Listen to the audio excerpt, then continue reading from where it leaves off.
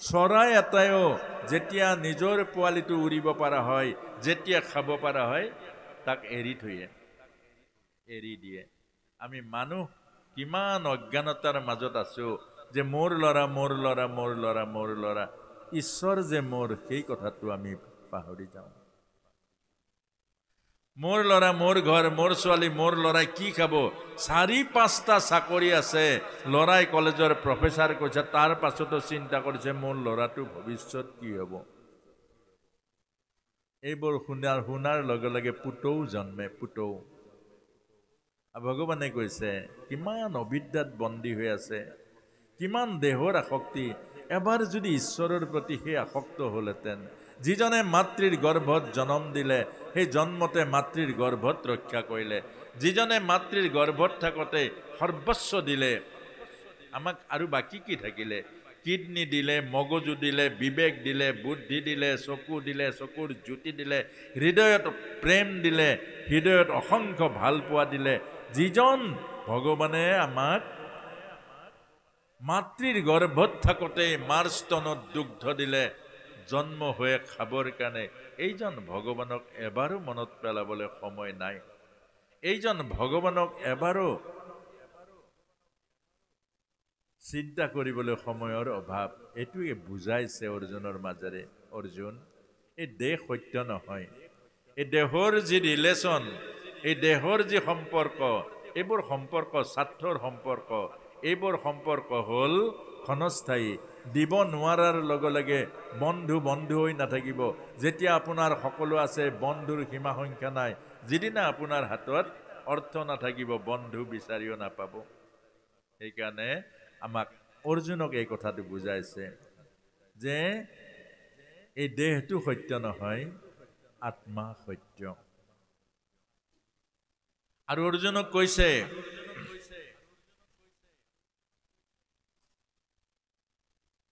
পাർത്থায় প্ৰতিবৰ্তিতম ভগৱতা নাৰায়ণেন স্বয়ং ব্যাসেন গঠিতম পুৰাণ মুনিন মধ্যে মহাভাৰতে। অৰ্থাৎ মহাভাৰতৰ অন্তৰ্গত হ'ল ভগৱদ গীতা। এতিয়া মহাভাৰতৰ সেইকাৰণে মহাভাৰতক পঞ্চম বেদ বুলি কয়, ভীষ্ম পৰ্বৰ। আৰু ভীষ্ম দ্ৰোণ তথা জয়দ্ৰথ জলা, এই সংসাৰখন এখন নদী। এই সংসাৰখন এখন নদী। এই নদীখন কি? আমাৰ যেনেকৈ ভৱসাগৰ বুলি কয়, এই ভৱসাগৰ হ'ল সংসাৰখন। ইয়াত কি আছে? ভীষ্ম, ভীষ্ম মানে ভয়। ভীষ্ম মানে ভয়। ভয় কিহৰ ভয়? মৃত্যু ভয়। মৃত্যু দেখোন নাই, নোহোৱা বস্তুটো ভয় কৰে। যিটো আছে পাপলৈ ভয় নকৰে, পাপ কিন্তু আছে। আমি চকুৰ সন্মুখত দেখিছো, মহা মহা পাপ কৰি জীৱ নৰকগামী হৈছে, মহা মহা পাপ কৰি জীৱক যাতনা ভোগ কৰিছে সংসাৰত। নিজৰ জন্ম দিয়া পুত্ৰই যেতিয়া মাক বাপেকক উলিয়াই দিব ৰাস্তালে, তাতকৈ ভয়ানক যন্ত্ৰণা আছে। আমি চকুৰে দেখিছো। এই দেখা পাপবোৰ ভয় নালাগে। আমাক এইটোৱে কৈছে যে দেখা জগতখন, মানুহ প্ৰতিদিন শ্মশানলৈ গৈ আছে। আপোনাক সবাই উভতা জোঙেৰে খুচি খুচি পুৰি আছে, মানুহ জ্বলাই আছে। আৰু সেইটো আপুনি যে মৰিম নাভাবে কিয়? আপোনাকো যে এদিন সেই শ্মশানত নি উভতা জোঙেৰে খুচিব, আপুনি নাভাবে কিয়? এইটোৱে যুধিষ্ঠিৰে কৈছে, কিমা সত্যম, কি আচৰিত। নিজে গৈ মানুহ জ্বলাই, নিজে গৈ মানুহ খুচি খুচি জ্বলাই, কিন্তু নিজে মৰিম বুলি নাভাবে। আৰু সেই কথাটোকে আমাক কৈছে যে ভীষ্ম, ভীষ্ম মানে ভয়। মৃত্যু নাই, মৃত্যুলে ভয় কৰে। মৃত্যু আছে জানো?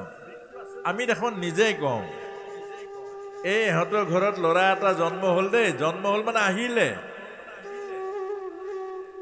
ল'ৰাটো আহিলে, পুত্ৰ ৰূপে আহিলে। কি আহিলে? এটা জীৱ আহিলে। কি কৰি? পুত্ৰ ৰূপে আহিলে। আৰু এওঁ গ'ল দেই, আহিল আৰু গ'ল। তাৰ কাৰণে কান্দিছে, আহিল আৰু গ'ল। আহিল আৰু গ'ল ইয়াৰ কাৰণে কান্দিছে, কিন্তু জীৱনৰ কাৰণে কিয় কন্দা নাই? মানৱ জীৱন পাই কেনেকুৱা দুখত পতিত হৈছে, কন্দা নাই কেলে? এই কথাটোকে অৰ্জুনক বুজাইছে। ভীষ্ম মানে ভয়, আৰু ভয়ক যিজনে অতিক্ৰম কৰিব পাৰে সেইজনে অতি মানুহ হ'ব, সেইজনে মৃত্যুক জয় কৰিব। প্ৰহ্লাদ, আচ্ছা প্ৰহ্লাদ নমৰে কিয়? প্ৰহ্লাদৰ ভয় নাই, সেইকাৰণে নমৰে। প্ৰহ্লাদ যে নমৰিলে, প্ৰহ্লাদৰ ভয় নাই। প্ৰহ্লাদে বুজি পালে আত্মাৰ জন্ম নাই, দেহৰ জন্ম আছে। যি মানুহ দেহ ভাৱনাত থাকে, যি মানুহ বডি কনচিয়াছ, এই মানুহে দুখ পায়, এই মানুহে মৰি মৰি জন্ম লয়। কিন্তু যি মানুহ সোল কনচিয়াছ, যি মানুহ আত্মা ভাৱনাত থাকে, এই মানুহ কেতিয়াও নমৰে। এই কথাটোকে কৈছে। আৰু ভীষ্ম, দ্ৰোণ তথা জয়দ্ৰথ জ্বলা, আৰু দ্ৰোণাচাৰ্য মানে হ'ল সিটোপাৰ। সিটোপাৰ মানে কি? এই ভৱসাগৰৰ সিটোপাৰ মানে কি? অতৃপ্ত বাসনা। আচ্ছা, বাসনাৰ সিপাৰলৈ মানুহ যাব পাৰে জানো? নিজক সুধি চাওক, বাসনাৰ সিপাৰলৈ যাব নে? আজি এজন মানুহে 1 কেজি চাউলৰ কাৰণে কান্দিছে, প্ৰভু মোৰ চাউলকেইটা জোৰা মৰিলে হ'ব, প্ৰভু হে কৃষ্ণ মোৰ চাউলকেইটা জোৰা মাৰি দিয়া। এই মানুহজনে এদিন 1000 টকা পালে, তাৰ পাছত ক'ব প্ৰভু আৰু 10,000 টকা দিয়া, মোৰ তেতিয়াহে কাম এটা হ'ব, আৰু 10,000 দিয়া। এই মানুহজনে এদিন 1,00,000 পালে, আৰু সেই 1,00,000 পোৱাজনে ক'ব প্ৰভু মোৰ আৰু 5,00,000 টকা দিয়া। এই বাসনাৰূপী সংসাৰখন পাৰ হ'ব নোৱাৰে মানুহে। বাসনা, এইকাৰণে মানুহ সুখী হ'ব নোৱাৰে। এজন মানুহ সুখী হ'ব কিয় নোৱাৰে? কথাখিনি বুজি পাইছেনে বাৰু? টান হৈছে নেকি? নাই হোৱা নহয়। এই বাসনাৰ সিপাৰলৈ গ'লে মানুহ সুখী হ'ব। অৰ্জুনক ভগৱান কৃষ্ণই কৈছে, যেতিয়ালৈকে মানুহ বাসনাক জয় কৰিব নোৱাৰে, তেতিয়ালৈকে মানুহ সুখী হ'ব নোৱাৰে। আপোনাক সবে এবাৰ ভাবকচোন, এতিয়া ইমান সা সুবিধা বিজ্ঞানে দিছে, এতিয়াহে মানুহ দুখী হৈ গৈ আছে। আগতকৈ এতিয়া দুখটো বাঢ়িছে। কেলে বাৰু? বাসনা বাঢ়িছে। আৰু যেতিয়া বাসনাবোৰ নোহোৱা হ'ব, মানুহ সুখী হয়। এটা কাহিনী কৈছিলে যে এজন ভিখাৰী, ইয়াৰো সদায় বহি থাকে। ভিখাৰীজনকে, বাহ প্ৰভু, প্ৰভু মোক চব দিলা, প্ৰভু মোক পুৰা দিলা, মোক আৰু একো পাব লগা নাই, তুমি মহান, তুমি সকলোতকৈ দয়াময়, তুমি কৰুণাময়, মোক চব দিলা প্ৰভু, মোক চব দিলা, মোক আৰু একো দিব নালাগে, মোক সকলো তুমি পুৰাই দিলা। এজন খুব ধনী, টকা পইচা থকা মানুহে গৈ দেখিলে এই যে ভিখাৰীটোৱে আগত ভিক্ষাৰ পাত্ৰটো আছে, এইজনে এইবোৰ গাই আছে। প্ৰথম ভাবিলে পাগল নেকি মানুহটো? ফটা চিটা কাপোৰ পিন্ধিছে, আগত ভিক্ষাৰ পাত্ৰটো লৈছে, তাৰ পাছত কৈ আছে প্ৰভু তুমি মহান, তুমি মোক চব দিলা, মোক আৰু পাবলৈ একো নাই, মোক সকলো তুমি পুৰা কৰি দিলা, তুমি দয়াময়, তুমি কৰুণাময়। এই মানুহজনে বহুত সময় চাই চাই গুচি গ'ল। পিছদিনা আকৌ মন গ'ল। কথাখিনিও ভাল লাগিছে যে এনেকুৱা ভিখাৰী এজনে আকৌ পিছদিনা গ'ল, পিছদিনাও চাইছে। কিন্তু তেওঁ ভাবিছে মোৰ ইমান আছে, কৰোৰ টকা আছে, কিন্তু মই ৰাতিপুৱাৰ পৰা পইচাৰ পাছত দৌৰিছো, আৰু লাগে আৰু লাগে আৰু লাগে। এই ভিখাৰীটো পাগল নে ভাল বাৰু? এই মানুহজন সদায় যায়, সদায় গৈ তাত ৰৈ থাকে, ভিখাৰীটো তেনেকুৱাকে কৈ থাকে। এদিন দেখিলে কোনোবা এজনে আনি ৰুটি দুখন দি দিলে তাত সন্মুখৰ থালখনত। তেতিয়া সেইজন ভিখাৰী দেখিলে দুখন ৰুটি, তেতিয়া আৰু আনন্দৰ সীমা নাই। প্ৰভু তুমি মোৰ খেয়াল কিমান ৰাখিছা, মোৰ খেয়াল কিমান ৰাখিছা প্ৰভু। মোক আজি খাবৰ কাৰণেও তুমি যোগাৰ দি দিলা। তুমি কিমান মহান প্ৰভু, কিমান দয়াময় প্ৰভু, তুমি মোক খোৱাৰ কাৰণে দিলা। তেতিয়া কি কৰিলে, তেওঁ ভগৱানত অৰ্পণ কৰিলে ৰুটি দুটা। ব্ৰহ্মাৰ্পণং ব্ৰহ্মহবি ব্ৰহ্মাগ্নো ব্ৰহ্মণাহুতম ব্ৰহ্মৈবদনে গন্তব্যম ব্ৰহ্ম কৰ্ম সমাধিনা। এনেকে ভগৱানত অৰ্পণ কৰিলে। কুকুৰ এটা আহি ৰুটি দুখন কামোৰ মাৰি লৈ গুচি গ'ল। এই যিজন চাই আছিলে ধনী মানুহজনে, তেতিয়া বৰ ৰস পালে। এতিয়া নিশ্চয় ওচৰত লাঠি এডাল লৈ এই কুকুৰটো খেদিব। এইজনে কুকুৰটো খেদিব। তাৰ পাছতে দেখিলে যে কুকুৰটো ৰুটি দুখন লৈ, তেতিয়া ক'লে যে প্ৰভু মোৰ নিচিনা এনেকুৱা দৰিদ্ৰ প্ৰভু, মোক দান কৰিবলৈ সৌভাগ্য দান কৰিলা। আজি মই অন্নদান দিব পাৰিলোঁ, আজি এই অন্নদান দিয়াৰ মোৰ সৌভাগ্য দিলা। প্ৰভু তুমি কিমান দয়াময়, তুমি কিমান কৰোণাময়। আৰু এই ধনী মানুহজনৰ জ্ঞান ঘূৰি পালে যে মই কিমান ভিখাৰী, এইজন কিমান মহান, যে মই কিমান ভিখাৰী। অৰ্থাৎ মোৰ কোটি কোটি টকা আছে, ভিতৰত মোৰ ভিক্ষাৰ অন্ত নাই, আশাৰ অন্ত নাই। মোক আৰু লাগে, আৰু লাগে, আৰু লাগে। কিন্তু এইজন, আৰু সেইদিনাই তেওঁ ঘৰৰ পৰা ওলাই দিলে আৰু তেওঁ এজন মহান সন্ত হ'ল। মনত ৰাখিব, এই কাহিনীটো ভগৱত গীতাৰ মাজেৰে কৈছে। ভগৱান কৃষ্ণই কৈছে, বাসনা নামৰ নদীখন কোনেও পাৰ হ'ব নোৱাৰে। আশা নামৰ নদীখন যিমান বাঢ়িব বাঢ়ি যাব। গতিকে আজি অন্তত প্ৰভুৱে কৈছে, অৰ্জুনক কৈছে, আপোনাক সব অৰ্জুন, আপোনাক সবেই ভগৱত গীতাৰ জ্ঞান অৰ্জন কৰিবলৈ আহিছে, যে আশা আৰু বাসনা এই দুইটাৰ মাজত বন্দী নহ'ব। উপায় প্ৰভুক সদায় কৃতজ্ঞতা, পজিটিভ থিংকিং, সকাৰাত্মক চিন্তা। প্ৰভু তুমি জীৱন দিলা, প্ৰভু জীৱন দিলা, প্ৰাণ দিলা, জ্ঞান দিলা, বিবেক দিলা, বুদ্ধি দিলা, আৰু মোক একো নালাগে প্ৰভু, তুমি সকলো দিলা। প্ৰভু তুমি মহান, প্ৰভু মোক একো নালাগে, তুমি সকলো দিলা। অৰ্থাৎ এই যিটো কৃতজ্ঞতা যিদিনা আহিব, মনত ৰাখিব, সেইদিনা জলকীয়া এটা অন্নমুঠি খায়ো বহুত তৃপ্তি পাব। আৰু যেতিয়ালৈকে লোভ থাকিব, 14 ব্ৰহ্মাণ্ডৰ খাবলৈ ভাল বস্তু দিলেও পঞ্চামৃত দিয়াৰ পাছতো তৃপ্তি নাপাব। এইটোৱে আমাক কৈছে, কামনা বাসনা নামৰ ৰাক্ষসীজনীক বৰাই নিদিব।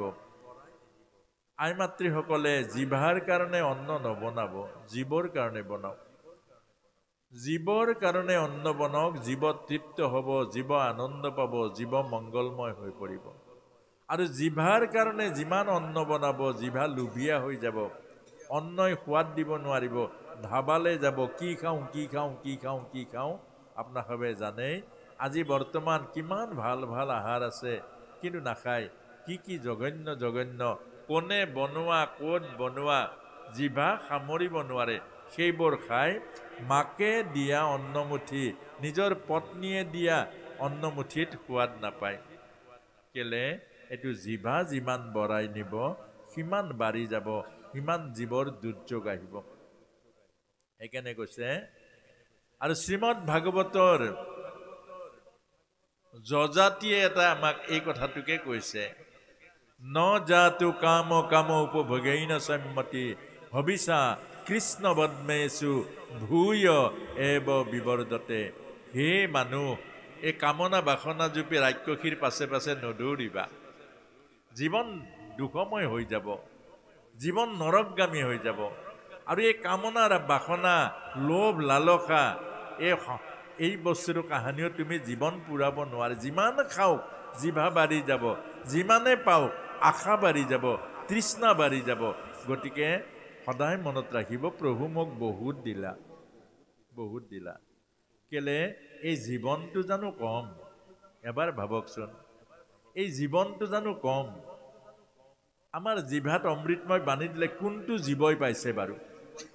হাতীয়ে পাইছে নে মাখিয়ে পাইছে নে বাঘে পাইছে নে কুকুৰে পাইছে নে কোনে পাইছে এই বাণীটো কোনে পাইছে এই বাণীটো কোনে পাইছে এবাৰ ভাবক অনন্ত কোটি ব্ৰহ্মাণ্ডৰ গোটেই জীৱ জগতত বাণী পোৱা নাই সবে ধ্বনি পাইছে ব্য হাম্বা এইবোৰ পাইছে কিন্তু আমি মা কৃষ্ণ দেউতা এনেকুৱা মধুৰ বাণী প্ৰভু আহকচোন আমাৰ গৃহলৈ আহক এইবোৰ অমৃতময় বাণী দেউতা কেনি যায় এইবোৰ অমৃতময় বাণী এইটো কিমান মূল্য বাৰু এইটোতকৈ জানো টকা পইচাৰ মূল্য আছে আপোনাক সবে আইনাত থিয় হওকচোন কোনোবা কোনোবা ৰাম সাজে ইমান ধুনীয়া ৰাম হৈ পৰে কোনোবা কোনোবা আমাৰ ল'ৰাবোৰ ভাওনাত কৃষ্ণ সাজে একেবাৰে সাক্ষাৎ বিষ্ণুময় হৈ পৰে মানুহ জানো অলপ ধুনীয়া এগৰাকী কন্যা যে ফটোত থকা লক্ষ্মীকো চেৰ পেলাই দিয়ে এইবোৰ সৌন্দৰ্য এইবোৰ প্ৰভুৱে দিয়া নাই জানো এইবোৰ জানো অলপ আমাৰ ভিতৰত এই পাঁচপোৱা মগজু দিছে অনন্ত কোটি ব্ৰহ্মাণ্ডৰ জ্ঞান ইয়াতেই সোমাই আছে এইবোৰ জানো মূল্য নাই আপোনাৰ মোৰ আমি বাহিৰৰ বস্তুবোৰৰ মূল্য দিওঁ ভিতৰত থকা বস্তুবোৰৰ মূল্য নিদিওঁ আমাৰ ভিতৰত আত্মাৰূপী পৰমাত্মা নাই আমি আসনত বাৰ বাৰ সেৱা কৰোঁ আসনত যিখন আসনত ভগৱান কোনোবা এজন মানুহে আত্মাৰ ভাৱনাৰূপী ভগৱানক থৈছে আৰু প্ৰতিটো মানুহৰ ভিতৰতে আত্মাৰূপী পৰমাত্মা আছে দেখোন এবাৰ ভিতৰলৈ চাওক সেই আত্মাৰূপী পৰমাত্মাক দেখা পাব আপোনাৰ ভিতৰতে ঈশ্বৰ বহি আছে কিন্তু আপুনি মই ঈশ্বৰক নাচাওঁ ভিতৰত থকা ঈশ্বৰক নাখাওঁ সেইকাৰণে সাধা মান ধপাত দিওঁ মুখেৰে লেতেৰা লেতেৰা বস্তু দিওঁ অখাদ্যবোৰ আমি দিওঁ কেলে দিওঁ আমাৰ জ্ঞান নাই আত্মাৰূপী পৰমাত্মা আমাৰ হৃদয়ত বহি আছে এই আত্মাৰূপী পৰমাত্মাৰ এইখন দুৱাৰ মুখ এই মণিকূট হ'ল হৃদয় দেহ দ্বাৰকা মন মথুৰা হৃদয়খন বৃন্দাবন ততে ভগৱন্ত আছে আৰু ভগৱন্ত আমি ভিতৰত নাচাওঁ বাহিৰৰ ভগৱানক পৰি পৰি পৰি পৰি সেৱা কৰোঁ আৰু ভিতৰত যি ভগৱানে আমাক চৈতন্য কৰি ৰাখিছে যি ভগৱানে আমাক জীৱন দিছে যি ভগৱানে প্ৰেম দিছে যি ভগৱানে কৰুণা দিছে যি ভগৱানে অনুভৱ দিছে তাক প্ৰতিদিন মাৰিছোঁ চাদা খাইছোঁ চিখৰ খাইছোঁ ড্ৰাগছ খাইছোঁ ইয়াতকৈ মূঢ়তা ইয়াতকৈ অজ্ঞান আৰু কিবা আছে জানো ভগৱানে এই কথাটোকে কৈছে স্বামী বিবেকানন্দই কৈছে আপুনি বেলেগকে ভগৱানক পুজিব নালাগে আপুনি নিজক পূজা কৰক প্ৰথম নিজৰ চৰণত পানী ঢালক সংৰাগ যাবগে কেলে প্ৰথম চৰণ ধুৱক বেলেগৰ চৰণ নহয় নিজৰ চৰণ ধুৱক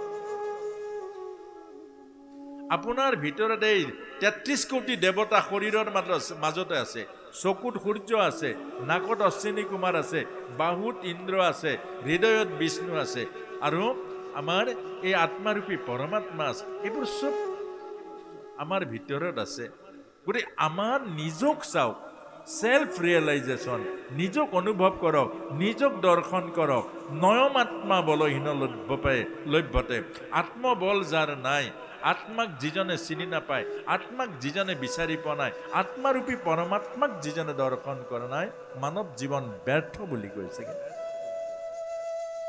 আৰু সেইকাৰণে বাহিৰৰ জগতখন আমি বিচাৰোঁ বাহিৰৰ জগত কি লগত যাব এটা চিগা বেজিও নাযায় এই কাগজৰ পইচা কাম নাথাকিব কাগজৰ পইচা ২০ টকীয়া ২০০০ টকীয়া নোটবোৰ কি কাম আছে ফটা কাগজ হৈ গ'ল লগে লগে ফটা কাগজ হৈ গ'ল বাহিৰৰ বস্তুৱে আপোনাক কাহানিও মাত নিদিয়ে ঘৰটোৱে মাত নিদিয়ে তই মোৰ বুলি নকয় আমি মাত্ৰ মোৰ মোৰ মোৰ মোৰ বুলি কৈ থাকোঁ গতিকে অৰ্জুনক কৈছে অৰ্থাৎ আপোনাক হ'ব কৈছে যে ভুল নকৰিব নিজে সত্য ভগৱান সত্য নহয় আপুনি নিজে সুস্থ সবল সুন্দৰ হৈ থকালৈকে ভগৱান সত্য যিদিনা বিচনাত পৰিব যিদিনা জ্ঞান বুদ্ধিৰে যে ভগৱান সত্য নাই নিজেহে সত্য আৰু নিজক অত্যাচাৰ কৰিলে এদিন তাৰ ফল ভুগিব লাগিব যি মানুহে নিজক অত্যাচাৰ কৰিলে যি মানুহে নিজক মাৰিলে যি মানুহে নিজক নষ্ট কৰিলে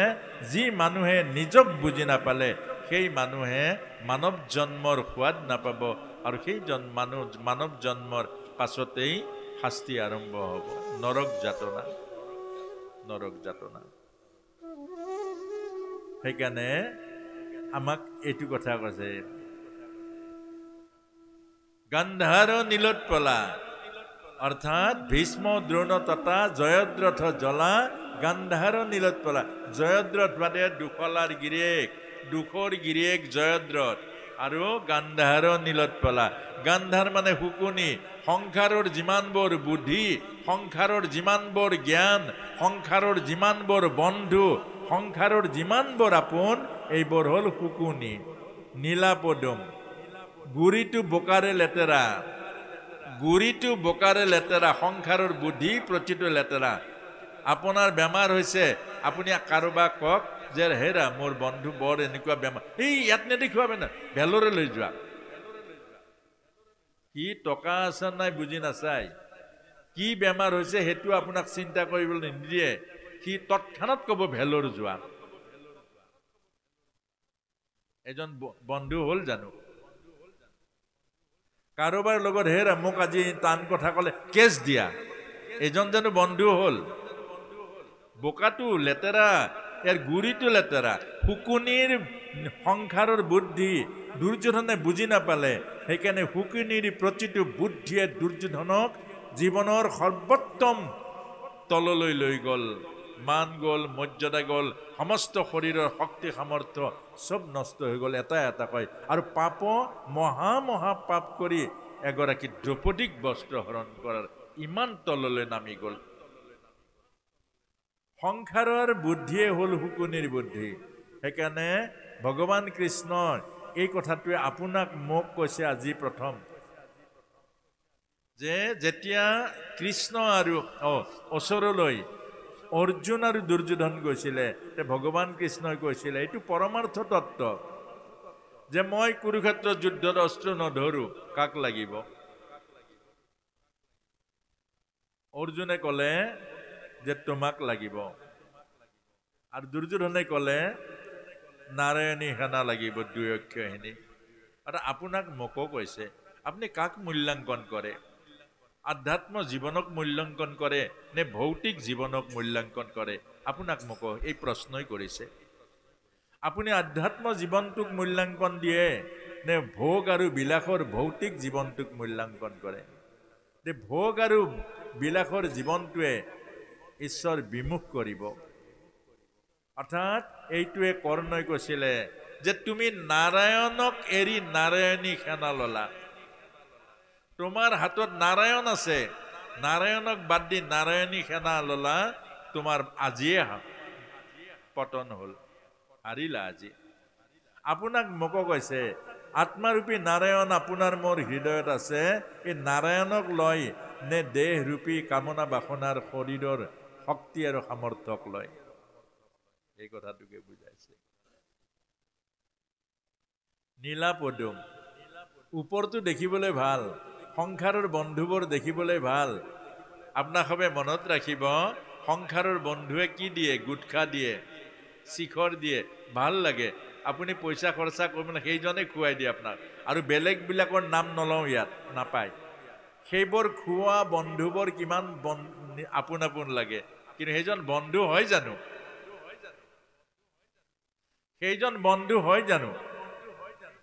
যি জীৱনক মৰা নিচা খুৱাই দিয়ে, যি চৰিত্ৰ নষ্ট কৰিব পৰা স্থানলৈ লৈ যায়, যি মন নষ্ট কৰিব পৰা বেয়া বেয়া মোবাইলৰ কথাবোৰ পাতে, এইজন বন্ধু হয় জানো?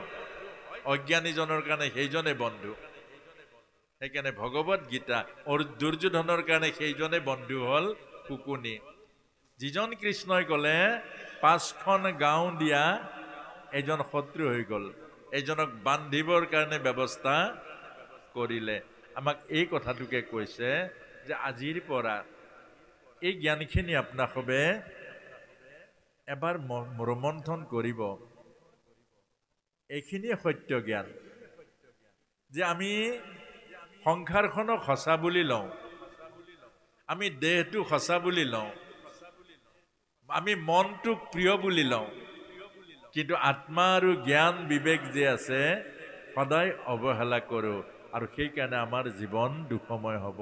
এইটোৱে আমাক কৈছে গান্ধাৰ নীলোৎপলা শল্য গ্ৰহৱতী কৃপেইন বহনি শল্য হল গ্ৰহ কৃপাচাৰ্য হল আমাৰ বৈ থকা জীৱনটো কৰ্ণেন বেলাকুলা কাণ দুখন বেলাকুলা অৰ্থাৎ আমাৰ প্ৰসংগাবোৰ শুনিলে ভাল লাগে প্ৰভু আপুনি শংকৰদেৱকো চেৰ পেলাই গ'ল আপুনি ইমান মহান আপোনাৰ নিচিনা গাঁৱত দাতা নাই আপোনাৰ নিচিনা ভাল নাই এনেকুৱা প্ৰশংসা যিয়ে কৰিব আপুনি পাকঘৰৰ ভিতৰলৈ নি জলপান খুৱাব আৰু যিজনে আপোনাৰ দোষটো দেখুৱাই দিয়ে আপোনাৰ কিন্তু এই স্বভাৱটো কিন্তু ভাল নহয় বন্ধু তুমি মোক কিয় এইটো কথা আহি পৰিব সেইকাৰণে আমাক কৈছে এই প্ৰশংসাবোৰ শুনিলে আনন্দ লাগে কিন্তু প্ৰশংসাই যে নৰকলৈ নিব এই কথাটো বুজি নাপায় সেইকাৰণে শুকুনিয়ে বাৰে বাৰে আৰে মেৰে হোনেৱালী সম্ৰাট দুৰ্যোধন পমি যায় মেৰে হোনেৱালী সম্ৰাট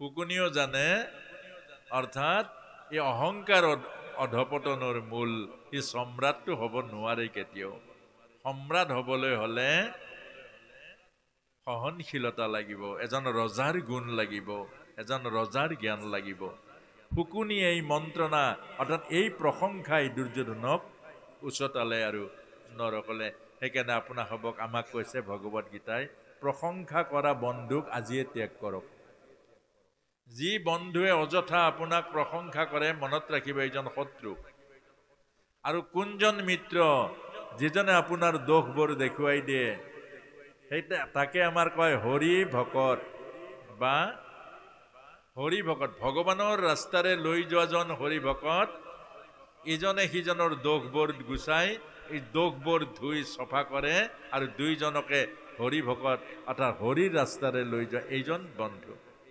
এইজন হল মিত্ৰ আমি এইটোৱে ভুল কৰো বিশেষকৈ যুৱ প্ৰজন্মটোৱে আজিৰ বৰ্তমানৰ যুৱসকলে ভুল কৰে যে বন্ধু কোন শত্ৰু কোন বুজি নাপায় নিজৰ মাকজনী শত্ৰুক বুলি ভাবে কোনোবাই ছোৱালী এজনী গোটাবৰ কাৰণে মৰমবোৰ বহুত মৰম দিয়ে তুমি বহুত ভাল তোমাৰ নিচিনা ল'ৰা আৰু কোনা তোমাৰ মা বেয়া তোমাৰ দেউতাহে তোমাক বুজি নাপায় তুমি বহুত ভাল তাৰমানে এই ছোৱালীজনী তাক সমজাব আৰু সি ভাবি লয় মা শত্ৰু এয়া মিত্ৰ এইটোকে বুজাইছে সংসাৰৰ প্ৰতিটো মৰম বিষতুল্য সংসাৰৰ প্ৰতিটো প্ৰশংসা নৰক তুল্য সেইকাৰণে আপোনাক মোক কৈছে আধ্যাত্ম জীৱনটো পাবলৈ হ'লে আমি কৃষ্ণ কেন্দ্ৰিক হ'ব লাগিব আত্মকেন্দ্ৰিক হ'ব লাগিব আৰু শেষত কৈছে দুৰ্যোধন অৱৰ্তিনী আৰু দুৰ্যোধন হ'ল সংসাৰ নদীৰ চাক নয়া দুৰ্যোধন মানে কি কামটোৱে হ'ল চাক নয়া কামত পৰিলে কামৰ পাল্লাত পৰিলে কোনো বাচিব নোৱাৰে মনত ৰাখিব আমাৰ ভিতৰত থকা কাম ৰূপী এই চাকনৈয়াত পৰিলে ভীষ্মৰ নিচিনা সন্ত তললৈ গৈছে দ্ৰোণাচাৰ্যৰ নিচিনা গুৰু তললৈকে গৈছে গতিকে আমাক এই কথাটোকে কৈছে কামক ভয় কৰিব যাহা কাম তাহা নেহি ৰাম য'ত কামনা বাসনা আছে তাত ৰাম নাই যাহা কাম তাহা নেহি কাম জৈছে ন মিলে ৰবি ৰজনী এক থাম দিন ৰাতি যেনেকৈ এক লগ নালাগে ৰাম আৰু কাম সুখ শান্তি আৰু আধ্যাত্ম কল্যাণ একেলগে নাথাকে সেইকাৰণে এইখিনিৰ মাজেৰে আমাক ভগৱত গীতা আৰু জীৱনৰ যিটো একাত্মতা এইখিনিকে আমাক বুজাইছে